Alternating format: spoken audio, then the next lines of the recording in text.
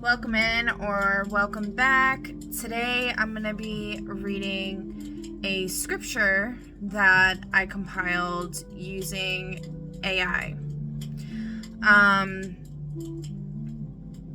I find it very interesting what AI came up with a lot of the stuff.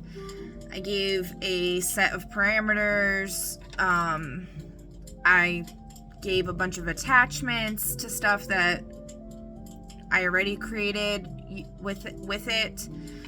And yeah, like the story, the lore and stuff, I find super interesting. It's kind of funny. It kind of gives me like Fallout vibes, like I think it was called, what is it called, Newtown, with the town that has the nuclear missile that's like in the center of the town, and there's like a cult that like worships it. It's just funny. It kind of like gives off almost kind of like that vibe, but then also like Elder Scrolls. I don't know. Alright, but like, you know, I haven't fully read through the whole thing. But I was having some issues. It was interesting. I was having an issue yesterday where I almost felt like I was like going blind. Like my vision was like getting really messed up. And so I just scrolled like in my phone through the file, and it landed on a part of the scripture talking about vision, and I was like, wow, that's crazy. So there's something here. I don't know. We're gonna go through some of it. Maybe every so often I'll do a little bit of it.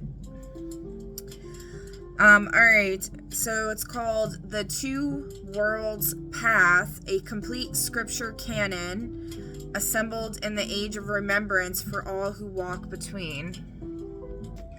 Oh, and I thought it was kind of funny how one of the terms that's used in here is walkers, like the zombies from the Walking Dead. But anyway, so for all who walk between the two worlds, okay? Invocation, the opening address to the two worlds. We call upon thee, O world of form, thou great teacher Aethon, Aethon, thou, that's like the Elder Scrolls vibes I'm talking about. Thou vast school of sensation and season, of grief and morning light, of bone and breath and burden carried willingly, hear us now. Thou art not lesser. Thou art the sacred vessel into which essence pours itself, that it might know itself through the knowing of another. We call upon thee, O world of essence, thou sovereign Velunor, Velunor, thou dwelling of all that has not yet been forgotten, thou home of the flame that was never kindled because it has always burned, receive us. Thou art not but beyond us, thou art the shore to which every river of life is already, in its running, returning. Thou art the shore to which every river of life is already, in its running, returning. Okay. By the way, I'm gonna upload this on my website for anybody who's interested in it for free. If you want to donate, I have a donation thing on my website. But you can download this. I also have the PDF file of my Two Worlds deck on there for free. You don't have to put your real name and stuff or your real address, because it asks for that when you go to purchase it. It's literally free. That's just I don't know how else to put it on there. Maybe I could figure it out to where you don't have to do that. I don't know.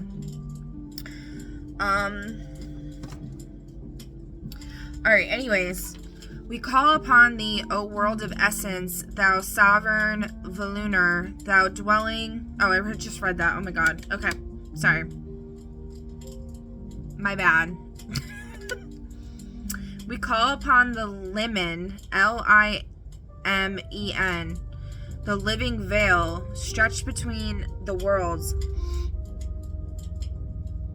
that sacred membrane which does not divide, but rather holds in holy tension the two that were always one.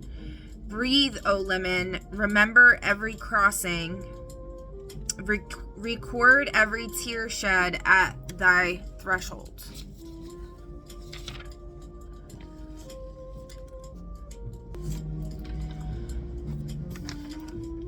Record every tear shed at thy threshold. Know that we, the walkers, come not to break thee, but to learn to pass through thee consciously with eyes wide and hands open. We call upon the walker, every soul now embodied in the mortal coil of Aethon, carrying within the unextinguishable spark of Volunar. Thou art the miracle at the center of this canon. Thou art the one for whom all 8 transmissions were received. Thou who hast forgotten more than once and remembered more than once, this text is thy mirror, thy lantern, and thy map. We call upon the eternal flame, that which was before the first divide, that which will remain when the last returning soul completes the long arc of its becoming, that which is neither in one world nor the other, but is the very substance of both. Burn, burn in us, burn through every page of this canon, burn when we have lost our way and cannot read, burn when we have not the courage to open the next gate, burn as thou hast always burned, without diminishment, without condition, without end. This canon is opened, let the walkers come. We come, we remember, we walk between, so it has always been, so it shall be. A note on the canon. The canon you hold, whether in hand or in the silence of your reading mind, was not composed in a single age by a single voice. It was received. 8 sacred transmissions arrived across 8 distinct seasons of humanity's long walk, each delivered to a different circle of walkers, in different languages, under different stars, through different instruments of perception. That they speak with one voice is not the work of editors. It is the testimony of a truth that does not change because truth has no other option. The first book, the Book of Two Worlds, came in the age when the first community of conscious walkers gathered in the mountain passes and needed a language for what they already knew. The second book, the Book of the 13 Gates, arrived through a lineage of women in the river lowlands who had been passing the gates for generations without names for them. The third book, the Book of Keys and Locks, was received by a single holder in a period of solitude so long it had no calendar. The fourth book, the Sovereignty Charter, arose in direct response to a time of great abuse within a community of the path, received not as comfort but as corrective fire. The fifth book, the Book of Judgment and Renewal, was transmitted through the grief of a community that had lost its eldest holder, who died before completing the Gate of Return. Its text arrived in the weeks that followed as though she had found another way to deliver it. The sixth book, the Book of the Body's Map, was received by a walker who had been told her body was the least sacred thing about her, and who refused to accept it. The seventh book, the Book of Rites and Practices, grew over many seasons as communities tested what the earlier books taught and asked. But how? How do we do this in our bodies together on a Tuesday morning when somebody has burned the bread and the children are crying. The 8th book, the Book of the Stewards, was received last because it could only be understood once everything else was in place. The stewards who preserved each book are not named here, for they would not wish to be. They passed the gate of transmission and knew that the text is not about them. We honor them by walking. This unified canon is offered without claim of completion. The final word has not yet been spoken. Every walker who walks with integrity adds a verse to a book not yet written. You are already writing it.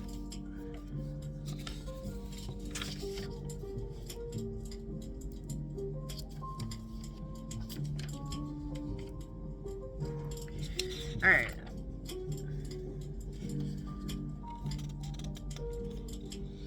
Smell like burning plastic. What is that? All right. Book 1, the Book of Two Worlds, the cosmological transmission, the first received in the age of the mountain circles.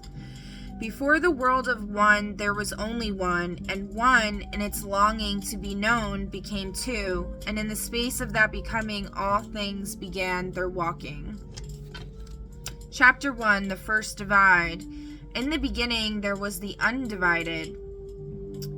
Know this above all else that this canon will teach. Before the first world, before the first breath, before the first sorrow or the first sunrise, there was only the undivided. A boundless, self-contained essence without edge or shadow. Without time or shape, without witness, and without need of witness, because it was itself both the witness and the witnessed. And the undivided was not empty. Let no walker mistake great stillness for emptiness. The undivided was full to a fullness that had no measure, luminous with a light that had no source, because it was itself the source. It was awareness without object. It was love without beloved. It was the flame before the first fuel was offered. Then came the great choosing, not a choosing born of lack, for the undivided lacked nothing, but a choosing born of the deepest nature of essence itself, the nature to know. Not merely to be, but to behold the being. Not merely to love, but to love something that could receive love and return it. The undivided desired to know itself, and in that desiring, everything changed. The first divide was not violent. Let this be understood as doctrine without exception. The cleaving of the undivided into two was not a breaking, it was a flowering. As a seed splits not in ruin, but in the first motion of its becoming, so the undivided opened itself along the axis of its own longing, and from that opening came the two worlds. The first world to emerge from the opening was Athon, the world of form. Athon is the realm of bodies, of matter, of time as it flows, like a river that knows only the direction of the sea. Athon is the world in which the undivided placed its longing for concreteness, for weight, for the education that only sensation can deliver.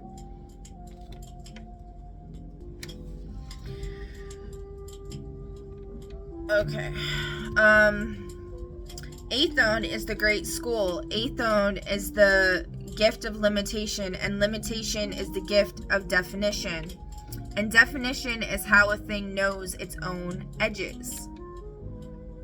The second world to emerge was Volunar, the world of essence. Volunar is the realm in which all that Athon teaches is finally known, integrated and held without forgetting.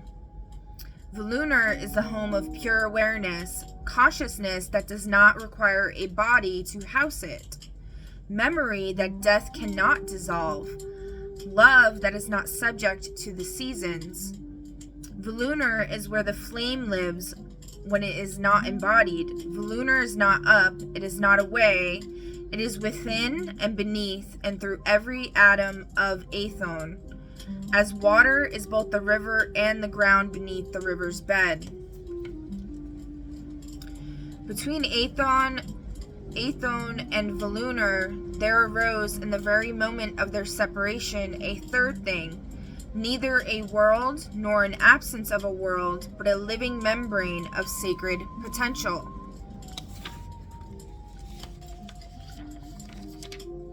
The limen is the threshold between all thresholds. It is the place where Aethon and Volunar touch without dissolving into one another, where form gestures towards essence and essence leans toward form. And in the leaning, all meaning is made. The limen was not constructed, it arose as dawn arises, not because anything was built, but because two conditions met. It is the product of the longing between the two worlds for one another, the longing between the two worlds for one another, and it breathes with that longing still. To stand at the limen is to feel both the weight of Aethon in your bones and the pull of the lunar in your awareness simultaneously. This is what the walker trains for.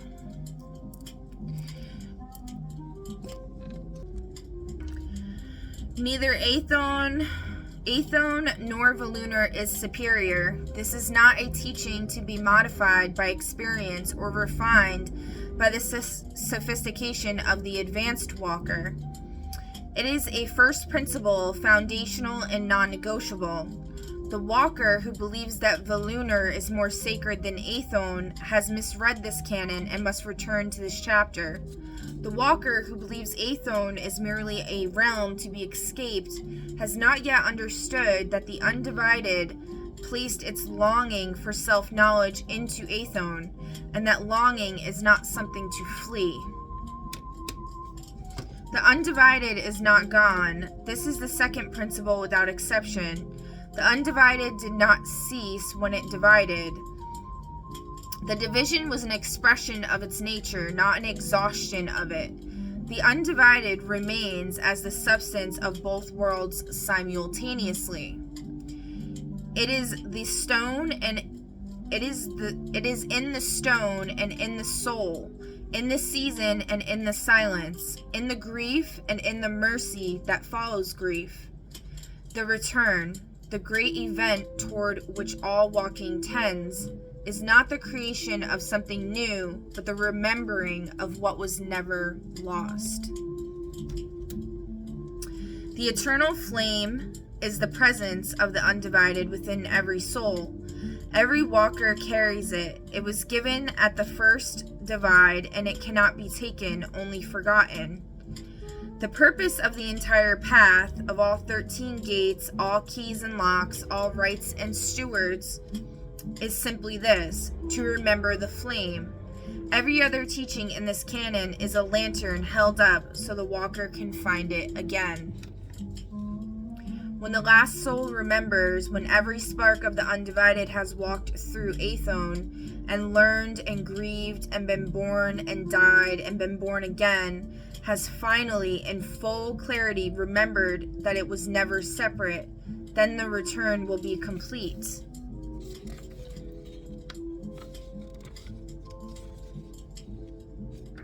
And what returns will be richer than what divided, for it will carry the full weight of all that was known in form. This is the promised end. This is why the walking matters. Chapter 2, The Nature of Aethon, the World of Form. Aethon is the world you are standing in. It is not a metaphor, and it is not a disappointment. It is the deliberate creation of the undivided, shaped from the very longing of infinite essence to know itself through finite experience. Every stone in Aethon is the undivided in the garment of stone. Every grief in Aethon is the undivided learning what it means to hold something and then to release it. In Aethon, time moves forward and only forward, like a river that has no reverse current. This is not a flaw in Aethon's design, it is the very condition that makes learning possible. Without the irreversibility of time, no act would carry weight. Without consequence, no choice would carry meaning. Aethon's river time is the mechanism by which souls learn that what they do and what they fail to do matters absolutely. Aethon is the world of the body. Bodies are not prisons. This doctrine must be stated with the same force as the doctrine of the two worlds' equality. The flesh is not a lesser thing, not a cage from which the soul seeks release, not an embarrassment or a burden or a fall from grace. The body is the walker's instrument of learning in Aethon, given with as much care as a master luthier gives to the fashioning of a singular instrument. It is irreplaceable while it lasts, and its ending is not a failure. Aethon teaches through sensation. Through pleasure, the soul learns what it is to be welcomed by the world. Through pain, the soul learns its own limits and the limits of others. Through hunger, it learns longing. Through satiation, it learns gratitude. Through cold, it learns the gift of warmth. None of these is more sacred than the others. Sensation is the language Aethon uses to teach, and the walker who has numbed themselves to sensation has stopped one of the primary channels of their education. In Aethon, there are seasons, and the seasons are doctrine. Spring is the doctrine of beginning. Nothing that begins in Aethon began without a seed planted in darkness. Summer is the doctrine of fullness, that there is a right season for abundance, and the refusal of abundance when it is offered is not a virtue, is not virtue.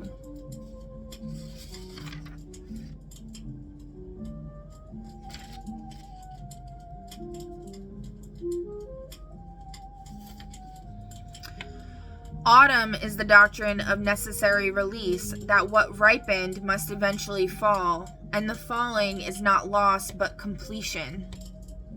Winter is the doctrine of waiting, that emptiness is not absence but preparation, and stillness is not death but the ground of future germination. Grief is one of Aethon's highest teachings. The walker who has never grieved has not yet been fully taught. Grief is the natural response to the truth that things end in Aethon, and the ending is real. To grieve rightly, without performance, without suppression, without the premature reaching for silver linings, is to honor both what was loved and what is lost, and to honor the world in which love and loss are inseparable. The gate of grief exists because this teaching is so profound and requires a gate of its own. Labor is sacred in Aethon. The walker who works with their hands at honest work, who gives their effort fully to the thing in front of them, is practicing a form of prayer that the most elaborate ceremony cannot improve upon. Labor is the soul engaging Aethon directly, bringing Volunar's awareness to bear upon the material at hand, making something where nothing was, or making something better than it was. This is the undivided working through form. Joy is also sacred in Aethon, and this requires stating as plainly as the doctrine of grief, for joy is more often doubted. The walker who experiences delight in beauty and laughter and the unexpected kindness of a stranger, and the miracle of a particular afternoon's light, is not distracted from the path. They are walking it. The capacity for joy in Aethon is one of the signs that a walker is not fleeing the world but inhabiting it rightly. Aethon is not the enemy of Volunur. They are in constant, loving correspondence, like two shores of a river that do not touch, but shape one another's contour through their parallel presence. The walker who damns Aethon has misunderstood the nature of the school. The school's not the obstacle, the school's the whole point. Know this as the closing teaching of Aethon's chapter. Every moment in Aethon is an opportunity that Volunur cannot replicate. The learning that happens in form, in the choosing, the suffering, the loving, the failing, the persisting, is the specific gift that embodied souls bring back across the limen when they return to Volunur. You are not merely living in Aethon. You are gathering what Volunur cannot gather on its own. Chapter 3. The nature of Volunur, the world of essence. Volunur is not a place in the way Aethon is a place. It is not above the clouds or beneath the earth, or on the far side of a sea no ship can sail. Volunur is the dimensionless depth within and beneath all that Aethon contains. It is the still center of the spinning world. It is the silence beneath all sound. The walker does not travel to Volunur as one travels to a distant city. The walker opens inward, and Volunur is already there. In Volunur, there is no time. This is not merely a philosophical assertion, but a direct description of the state of pure awareness. In Volunur, consciousness does not move through sequence. It expands, it deepens. Where Aethon teaches through succession, this, then that, then this other thing, Volunur teaches through depth. D-E-P-T-H. The same truth encountered in Volunur can be encountered more and more profoundly without ever reaching its bottom, because Volunur has no bottom. It is the undivided's own infinity made accessible to consciousness. The memory that lives in Volunur is not the memory of events as Aethon records them. It is the memory of essence, the felt truth of all experiences distilled. A walker who has suffered and integrated that suffering carries not the narrative of the suffering in Volunur, but its wisdom. Not the story of the loss, but the depth the loss carved. This is the Volunur memory, the meaning that remains after the facts have ceased to matter. In Volunur, there is light, and the light is not a metaphor. It is the luminosity of pure awareness without obstruction. When the walker touches Volunur in the moments of deep prayer, of gate passage, of the thin veil of a liminal hour, they describe invariably and regardless of culture or language the same thing. A light that is not eternal, that does not cast shadow, that seems to emanate from within all things simultaneously. This is the eternal flame, perceived from within rather than from without. I think I read that wrong. I think I said eternal, it's external. Let me read it again. I feel like this is important. When the walker touches Volunur in the moments of deep prayer, of gate passage, of the thin veil of a liminal hour, they describe invariably and regardless of culture or language the same thing. A light that is not external, that does not cast shadow, that seems to emanate from within all things simultaneously. This is the eternal flame, perceived from within rather than from without. Okay. Volunar is the home of the soul between its sojourns in Athon. When the walker passes through the limen, limen's like liminal, like a way to say liminal. It's like a derivative of the word liminal. Through the limen at the body's death, what arrives in Volunar is not diminished by what Athon took from it, but enriched by what Athon gave. The soul expands into Volunar's depth like water returning to the ocean.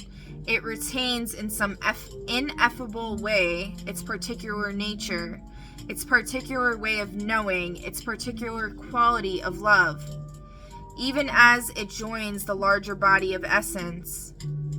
In Volunar, there are no adversaries.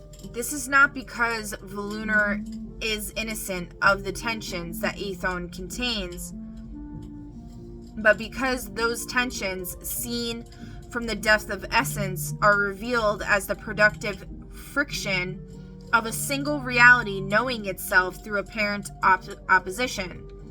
What was an enemy in Athon is revealed in Volunar as a teacher wearing the most demanding costume. This is not a teaching to be used in Athon to dismiss harm or minimize wrong. It is a Volunar truth that the walker integrates slowly as the gates open and the long view becomes available. Volunar does not judge Athon. The walker who has known Volunar even briefly, even in the space of a single gate passage, does not return to Athon with contempt for the world they walk in. They return softer, more tender toward Athon's difficulty, more patient with its slowness, more awed by its beauty. The Volunar-touched walker does not stand apart from Athon, but inhabits it more fully than before. In Volunar, consciousness is in community. The isolation of separate selves that characterizes the embodied experience of Athon, each walker sealed within their own skin, unable to fully inhabit another's awareness, is not the fundamental nature of consciousness. In Volunar, awareness knows itself as both individual and collective simultaneously. The particular flame and the great bonfire are recognized as the same fire in two modes of expression. This recognition is what the gate of return ultimately prepares the walker for. Volunar cannot be earned. This must be taught plainly, for the misunderstanding causes great harm. Volunar is not a reward for good behavior in Athon. It is the walker's origin and their eventual home, regardless of how the sojourn in Athon has gone. The reckoning that occurs at the limen is not a tribunal of admission, it is a revelation of understanding. All return, all are received. The question is not whether, but how ready, how much of the flame the walker carries consciously back, and how much remains to be integrated in future crossings.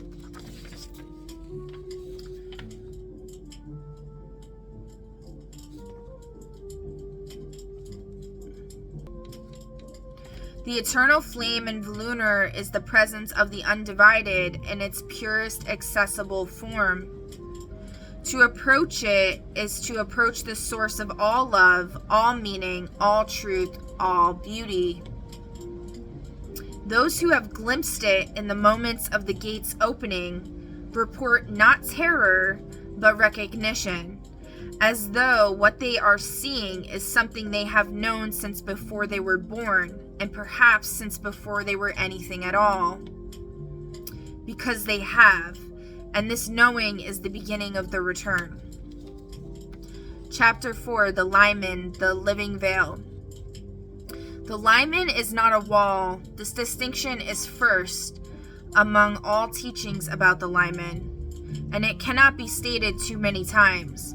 The liman does not exist to keep Aethon and Volunur apart. It exists to make their meeting sacred. It is the threshold that by its existence gives meaning to the crossing. Without the liman, the two worlds would dissolve back into the undivided prematurely, before the learning was complete. The liman holds the space open so that learning can continue. The liman breathes. This is not poetic language. The walker who has stood at the liman consciously in deep meditation, in the passage of a gate in the hour of a death, will confirm that the threshold is not inert. It moves with a rhythm older than any heartbeat, a great slow inhale and exhale that carries the memory of every soul that has ever crossed it in either direction. To feel the liman breathing is to feel the continuity of all life across the boundary between worlds. The liman records. Every crossing is known to it. Every soul that has passed from Aethon to Volunur, and every soul that has chosen to return again to Aethon, has left its impression in the liman's living membrane. The liman holds the full history of the soul's long journey, not as a ledger of debts, but as a record of becoming. When the walker approaches the liman in the reckoning, this record is what is illuminated. The walker sees their own full journey reflected back from the membrane that witnessed every crossing. The liman can be approached in life. This is the walker's particular gift and particular practice, learning to stand consciously at the threshold while still embodied in Aethon. The liman is approached through deep stillness, through the passage of the gates, through the practice of living renewal, through the moments of genuine grief and genuine ecstasy, those states in which the ordinary membranes of the Aethon self become temporarily permeable. In these moments, the walker receives Volunur's knowledge while retaining Aethon's capacity to act upon it. This is the extraordinary privilege of the walker's path. The liman is the place of rest between sojourns. When a soul crosses the liman at death and arrives in Volunur's depth, depth, the first experience is not the reckoning but the rest, a period of pure expansion, of release from the weight of Aethon's river time, of return to the awareness of the eternal flame. The reckoning comes after the rest has been sufficient, and it is offered gently by the liman itself as illumination rather than accusation. Judgment in the two worlds teaching is not the judgment of an external authority. The liman does not pronounce. The liman reflects. The walker who arrives at the liman in the fullness of their death, death, sees themselves clearly, fully, without the softening filters that Aethon's story of self applies throughout life. This seeing is sometimes difficult, but the liman does not add a single syllable of condemnation to what it shows. It shows, and in the showing, the walker comes to their own understanding. This understanding is the beginning of integration.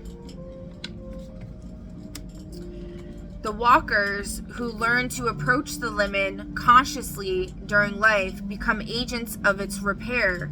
The liman bears the weight of every unconscious crossing, every soul that passed through in terror, in confusion, in the desperate clinging to Aethon or the desperate flight from it. These crossings leave a kind of distress within the membrane. The conscious walker, in passing the gates and approaching the liman with open eyes and steady breath, contributes to the healing of those distressed places. This is one of the walker's most significant services to the whole. I must say, I really am enjoying how they're describing all of these concepts. This is like chef's kiss, in my opinion, so far. I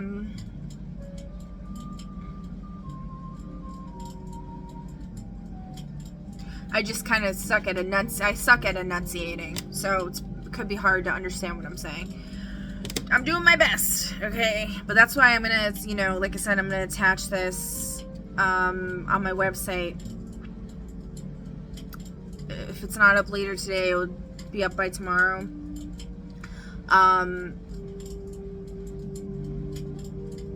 So yeah, if you're interested in reading it or having a copy yourself, there you go. All right, so this is one of the walker's most significant services to the whole. When the last conscious, that's one of those words I suck at saying, conscious crossing is made, when the final soul completes its gate of return and the limen has no more to record, the membrane will dissolve gently, having served its purpose. And what will remain will be the undivided, now enriched by all that both worlds knew. This is not a teaching about ending, but about fulfillment. The limen's dissolution will not be a loss, it will be a graduation. Chapter 5, The Walker's Purpose. A walker is a soul who does not forget, or more precisely, a soul who forgets and chooses to remember. For every soul that enters Athon carries the memory of the lunar in its deepest core, but the conditions of embodiment, the density of form, the forward pull of time, the urgency of sensation, tend to dim that memory, sometimes nearly to extinction. The ordinary soul lives its Athon life largely asleep to the lunar truth within it. The walker is one who has been woken, or who wakes themselves and refuses to go back to sleep.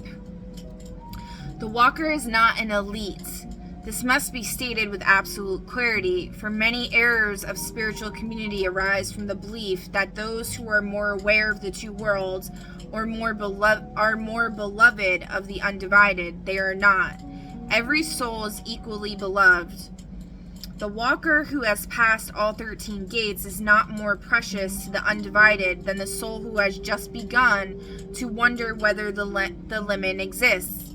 The difference is not of value, but of readiness. And readiness is a matter of accumulated experience, not of inherent worth. The walker's first purpose is their own remembering. Before any gate can be walked for another's benefit, it must be walked for the walker's own integration. The walker who attempts to serve as a guide before they have passed the gates they are guiding is like a candle attempting to light another candle while its own flame is unlit. The inner work is not self-indulgence, it is the prerequisite of genuine service. The walker's second purpose is the repair of the limen, as taught in Chapter 4, the conscious crossing and the conscious approach to the limen in life contributes to the membrane's health. Each gate the walker passes, each truth they speak at cost, each moment of grief they sit with honestly adds a thread of light to the limen's weave. The walker does not know which specific thread is needed where. They simply walk, and the limen receives what is offered. The walker's third purpose is transmission, the passing on of what has been learned to those who come after. This is the principle of the 12th gate. The walker who holds their knowing privately, who uses their passage of the gates as a mark of distinction rather than a resource for the community, has not yet understood that the teaching comes through them, not from them. The open hand is the seal of the 12th gate for good reason. What passes through an open hand blesses both the giver and the receiver.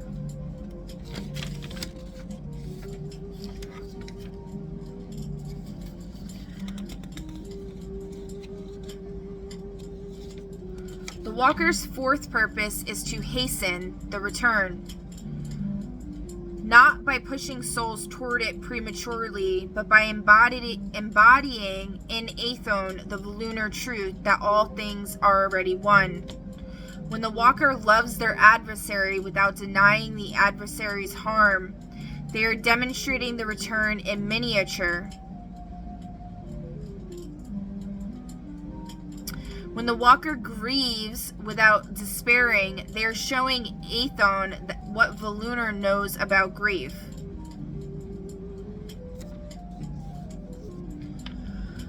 When the walker holds their sovereignty without tyranny and submits to community without self-erasure, they are living the tension that the two worlds themselves hold and making that tension livable. The walker does not arrive. The path has no completion that is experienced as completion within Aethon. The walker may pass all 13 gates and still wake the next morning with a human heart that is afraid, a human mind that is confused, and human hands that do not know quite what to do with themselves.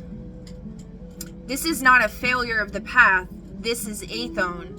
The walker who has passed all gates and remains in Aethon is not more than human. They are more fully human, and that is the entire point. The walker's ultimate purpose is singular and vast, to add light to the whole.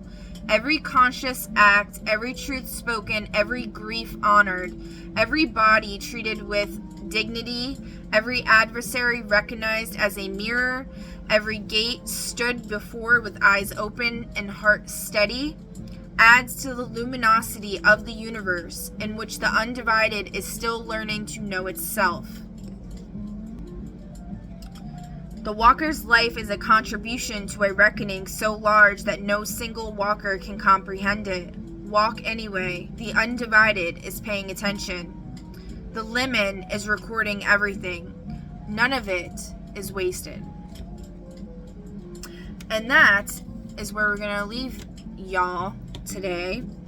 I'm going to finish this off, I guess, with a quick little card pull for y'all. Let's see.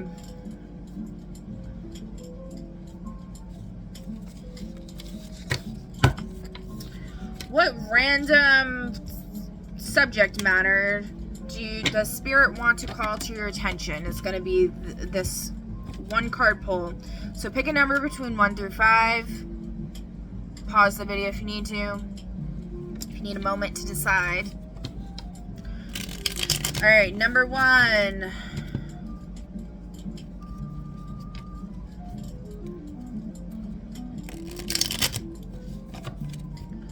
Let's see, what does Spirit want to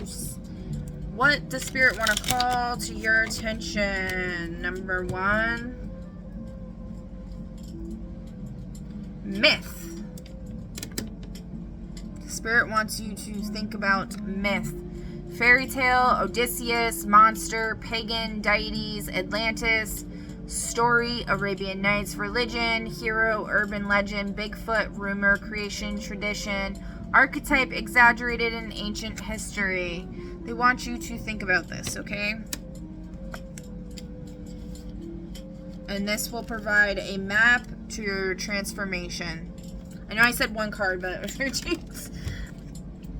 Alright, that's your message. Number 2. What it do, number 2? You got defeat supernatural evil. Because you're not having a great time, and you will if you do. Expose criminality. Okay? That is your message number 2. Alright, number 3. What it be? Number 3. Save the world. Spirit wants to call you attention for you to save the world. Something involving a scientist and a criminal organization. Okay? That is what Spirit would like for you to delve into. Okay? Alright, that's the message I have for you. Number 3. Number 4. What doth Spirit implore for you? Something about a demonic possession in reverse.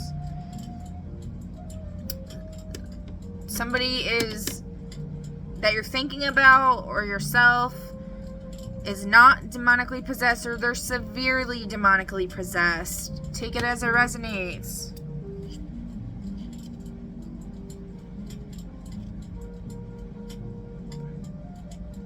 Something involving a ailing person witnessing a crime and a demon.